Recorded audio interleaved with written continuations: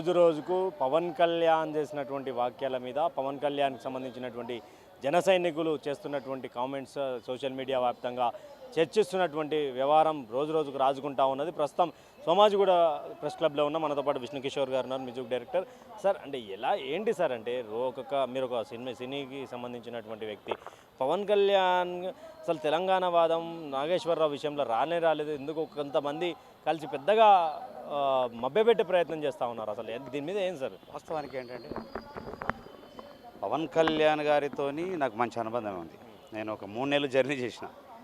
అయితే వాస్తవం చెప్పాలంటే పవన్ కళ్యాణ్ గారు ఇక్కడ రావడమే పెద్ద తప్పు. ఎందుకంటే ఇక్కడ తెలంగాణ అనేటటువంటిది ఒక ఉద్యమాల పురిటిగడ్డ, ఉద్యమాల నేపథ్యం ఉన్నటువంటి ఉద్యమగడ్డ ఇది. అయితే వాస్తవానికి వాళ్ళు ఇక్కడ సినిమా ఇండస్ట్రీ అప్పుడు కలిసి ఉన్నప్పుడు వచ్చిండ్రు, ఇల్లు కట్టుకున్నారు, బాగానే ఉన్నారు, అంతా బాగానే ఉంది. కానీ ఇక్కడే పార్టీ పెట్టి ఇక్కడే నిర్మాణం చేసి ఇక్కడే నేను పోటీ చేస్తా అంటే అప్పుడు వేరుండే. అక్కడ ఆంధ్రకు పోయి 10 ఏళ్ళు అక్కడ కష్టపడ్డాడు. 10 ఏళ్ళు కష్టపడ్డ తర్వాత ఉప ముఖ్యమంత్రి అయిండు, అది సెకండ్. మళ్ళీ ఇక్కడున్నటువంటి ప్రజల్ని రెచ్చగొట్టేటటువంటి విధంగా చేయడం పెద్ద తప్పు. అది పవన్ కళ్యాణ్ గారికి. తర్వాత ఇంకొక బాధాకరమైనటువంటి విషయం ఏంటంటే ఇక్కడున్నటువంటి ఉద్యమంలో తెలంగాణ ఉద్యమంలో కీలకంగా ఉన్నటువంటి ఉద్యమకారులను కూడా కొంతమందిని దగ్గర పెట్టుకొని ఒక జన సైనికులుగా పెట్టుకొని ఇలా వాళ్ళతోని తిట్టియడము, పాశం యాదగిరన్నను అంత పెద్దవాడు అంతంత అనడము. ఇలా మాలాంటి కాదు, ఎవరు ఈ తెలంగాణలో పాశం యాదగిరన్నను ఎంత పెద్ద రాజకీయ నాయకుడైనా పాశం అనని ఒక మాట అనేటటువంటి పరిస్థితి లేదు. వాళ్ళ జన సైనికులకు చెప్పాలా, ఏం చెప్పాలా, పెద్ద మనిషిని ఒక మాట కూడా అనొద్దని ఆయన అంటాడు. పెద్ద మనిషి ఇప్పుడు మీ అయ్యనడా? పవన్ కళ్యాణ్ అయ్య తిట్టడా?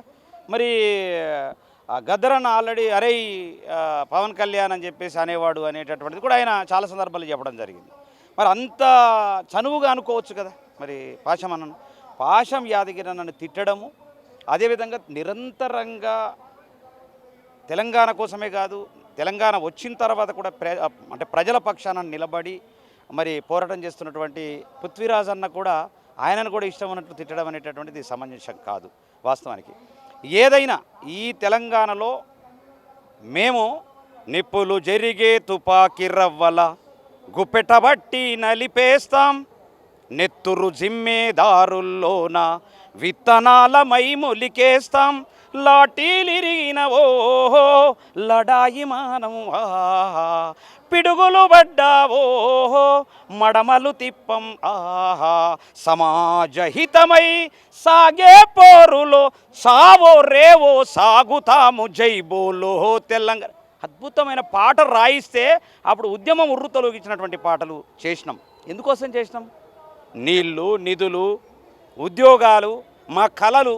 నేను హీరో కావాలని వచ్చిన, నేను సంగీత దర్శకుడిగా అయినానంటే హీరో కావాలని వచ్చినోడిని సంగీత దర్శకుడిగా అయ్యి ఇలా తెలంగాణ వస్తే సినిమా బైఫర్కేషన్ అవుతుంది, ఖచ్చితంగా మనం చిన్న సినిమాలు చేసుకుంటాం, మరాఠీ సినిమాల్లాగా చేసుకుంటాం అన్న ఉద్దేశంతో మరి ఉద్యమంలో కీలకంగా పనిచేస్తే ఇలా జరుగుతున్నది ఏంది?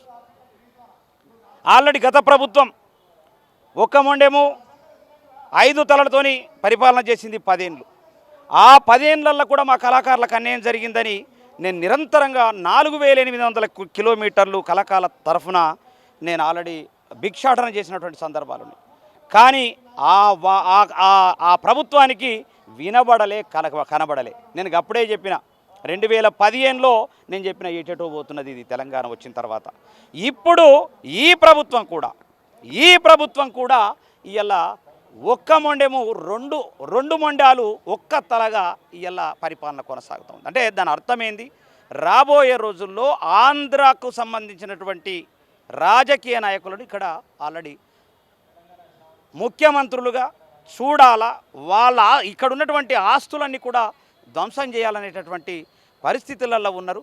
ఇలా రాబోయే రోజుల్లో నేను నిజం చెప్తా ఉన్నా, ఢిల్లీ తరహాలో కేంద్ర పాలిత ప్రాంతంలాగా దీన్ని హైదరాబాద్ను సపరేట్ రాష్ట్రం చేయడానికి ప్రయత్నాలు కొనసాగుతాయి. ఎందుకు గద్దర్ విషయంలో పవన్ కళ్యాణ్ చేసినటువంటి వాక్యాల మీద కూడా దుమారం రేపుతా ఉన్నాయి? ఎందుకంటే ఆయన కారు ఇప్పించిందని చెప్పేసి ఆయన నిజం చెప్తున్నా అనుకోవచ్చు కదా, మరి దాని విషయంలో ఎందుకు ఇంత రాద్ధాంతం? అయితే యాక్చువల్లీ కారు అనలేదు ఆయన, వాస్తవానికి అది చాలా తప్పు. ఒక సైకిల్ ఇప్పించిండట. వాస్తవానికి ఏదో సైకిల్ దొక్కడానికి కారు కూడా కాదు, అది సైకిలే అని చెప్పేసి అన్నట్లు నేను విన్నా. వాస్తవానికి అంత చీప్ ట్రిక్ పవన్ కళ్యాణ్కు మరి ఎందుకు వచ్చిందో, స్క్రిప్ట్ అవుతున్నాడా, ఎవరైనా స్క్రిప్ట్ రాసి ఇచ్చిండ్రా? అంటే మీరు 3 నెలలు ట్రావెల్ చేశారు కదా, అంటే ఆయన మెంటాలిటీ మీకు తెలిసి ఉంటుంది. 100%. అంటే సినీ ఇండస్ట్రీలో ఆయన ఒక అన్నదాన ప్రభుగా చూస్తుంటారు. అంటే ఎందుకు అంటే ఈ మధ్య కాలంలో మీరు చూసిన మెంటాలిటీ ఇప్పుడు మొన్న మాట్లాడిన మెంటాలిటీకి ఏమైనా మ్యాచ్అప్ ఉందా? అస్సలే మ్యాచ్అప్ లేదు. ఎందుకంటే అప్పుడు ఒక చెగువేరా, ఒక అద్భుతమైనటువంటి చెగువేరా, ఒక అద్భుతమైనటువంటి విప్లవకారుడు, ఒక అద్భుతమైనటువంటి హేతువాద దృక్పథం ఉన్నటువంటి పవన్ కళ్యాణ్ ఇవాళ హేతువాది నుంచి ఏతులవాదిగా మారిండు. ఏతువాది నుంచి ఏతులవాదిగా మారిండు. అంటే ఏతులవాదిగా ఎందుకు మారిండంటే అటు బీజేపీ ఇటు చంద్రబాబు నాయుడు మధ్యలో ఈయన నలిగిపోతున్నాడా, లేకుంటే వాళ్ళిద్దరు ఆడిస్తున్నటువంటి నాటకంలా ఇవాళ ఆల్రెడీ డ్రామా ప్లే చేస్తున్నాడు అనేటటువంటిది ఒక పెద్ద ప్రశ్నార్థకం. వాస్తవానికి ఆ ప్రశ్నార్థకాన్ని కూడా నేను రివీల్ చేస్తా ఉన్నా. ఖచ్చితంగా బీజేపీ అటు టీడీపీ రెండు కుమ్మక్కై ఇవాళ ఆడిపిస్తున్నటువంటి నాటకం. ఎందుకంటే అనేక రోజుల నుంచి చూస్తూ ఉన్నాం, ఆపరేషన్ సింధూర్ను పక్కకు పెట్టి ఉగ్రవాదాన్ని ప్రోత్సహిస్తున్నటువంటి ఇవాళ బీజేపీ ప్రభుత్వం ఉన్నది. ఇవాళ ఉగ్రవాదాన్ని పట్టి పోషిస్తున్నది.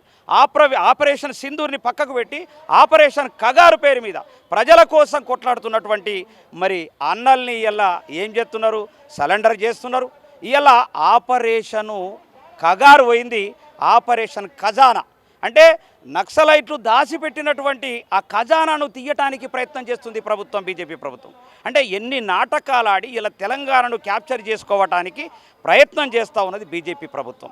ఈ బీజేపీ ప్రభుత్వం ఈ చంద్రబాబు నాయుడు ఆడిస్తున్నటువంటి నాటకంగా పవన్ కళ్యాణ్ తప్పకుండా అందులో బలి అవుతాడా, బలిపశువు అవుతాడా, లేకుంటే నెగ్గుతాడా, లేకుంటే తెలంగాణలతోని చింతబరిగలతో లగ్గం చేయించుకుంటాడా, ఇక ఆయనే ఇష్టం. అంటే తెలంగాణ ఉద్యమంలో అంటే తెలంగాణ స్వరాష్ట్రం కోసం రావాలని ఎలాంటి పాటలు పాడిరన్న గంధారాన్న? అద్భుతమైనటువంటి పాటలు పాడినాం. అసైదులో ఆరతి కళ్ళ గజల గమ్మతి, తెలంగాణ లడాయికి కదులుతున్న ఇమ్మతి. అసైదులో ఆరతి కళ్ళ గజల గమ్మతి, వెనక ముందు చూసుడేంది రాజన ఒరే రాజన, ఎత్తుకో తెలంగాణ జెండ రాజన ఒరే రాజన, మాయదారి కాంగ్రెసు రాజన ఒరే రాజన, మాట ఇచ్చి మోసగించే రాజన ఒరే రాజన ఒరే రాజన ఒరే. ఎంత అద్భుతమైనటువంటి పాట. అయ్యోనివా నువ్వు అవ్వోనివా, తెలంగాణోనికి తోటి పాలోనివా, ఇద్దరం వెడిపోతే భూమి బద్దలవుతుందా, ఇండియా పాక్.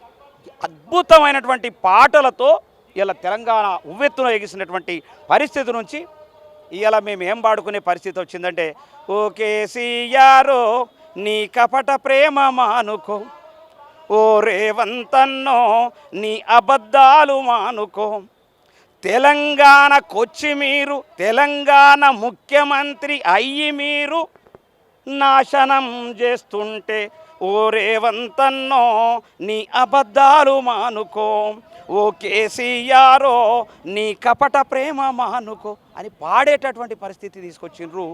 ఇక్కడ పాలకులే ప్రధానమైనటువంటి మన రాష్ట్రానికి, కేవలం తెలంగాణ రాష్ట్రానికి ఇక్కడ పాలకులే శాపంగా మారినటువంటి పరిస్థితి అయితే ఇలా దాపురించింది. అంటే ఇప్పుడు పవన్ కళ్యాణ్ ఇష్యూలో ఇది మా అయ్య జాగిరే అంటూ కూడా పొన్నం ప్రభాకర్ మాట్లాడినటువంటి విషయం అయితే 1967 సమయంలో కాసు బ్రహ్మానందరెడ్డి తెలంగాణ ఉద్యమంగా పిట్టలంగాల్చి చంపినటువంటి కేబీఆర్ పార్కు మరి ఆయన విగ్రహం ఉంది, ఇప్పటికీ ఎందుకు మార్చలేరు అని చెప్పేసి కూడా తెలంగాణ వాదులు గట్టిగా కాంగ్రెస్ నడుతున్నారు. నిజంగా కాంగ్రెస్కి తెలంగాణ మీద చిత్తశుద్ధి ఉంటుందన్న? 100% చిత్తశుద్ధి లేదు. ఒకవేళ చిత్తశుద్ధి ఉంటే సినిమా ఇండస్ట్రీని ఇప్పటికీ బైఫర్కేషన్ చేసింది. గత ప్రభుత్వం చేయలేదు, ఈ ప్రభుత్వం కూడా బైఫర్కేషన్ చేయలేదు. ఇవాళ ఎవరైతే నిరుద్యోగుల ఉసురు ఆల్రెడీ తీసుకుంటున్నారు, ఇవాళ ఉద్యోగాల బైఫర్కేషన్ కూడా కాలే, ఇవాళ నీళ్ళ బైఫర్కేషన్ కూడా కాలే. ఏ బైఫర్కేషన్ కాకుండా కేవలము తెలంగాణ ముఖ్యమంత్రిగా సీట్ ఎక్కిండు. ఇవాళ పొన్నం ప్రభాకర్ అన్నాడు. పొన్నం ప్రభాకర్ అన్న ఖబర్దార్ నీ అయ్య జాగిరా మా జాగిర అంటున్నాడు. మరి సినిమా ఇండస్ట్రీని కూడా అదే అనొచ్చు కదా, ఇది మా జాగీరు, మేము మరటి సినిమాల్లాగా తీసుకుంటాం, అవసరం అనుకుంటే 50 లక్షల సినిమా చేసుకుంటాం. మా కళాకారులు యూట్యూబ్ను పట్టుకొని బతుకుతున్నారు. ఇలా యూట్యూబ్ చేయబట్టి మా కళాకారులు ఇలా జీవనోపాధి అలాకున్నటువంటి టాలెంట్ను తీసుకొచ్చుకుంటున్నారు.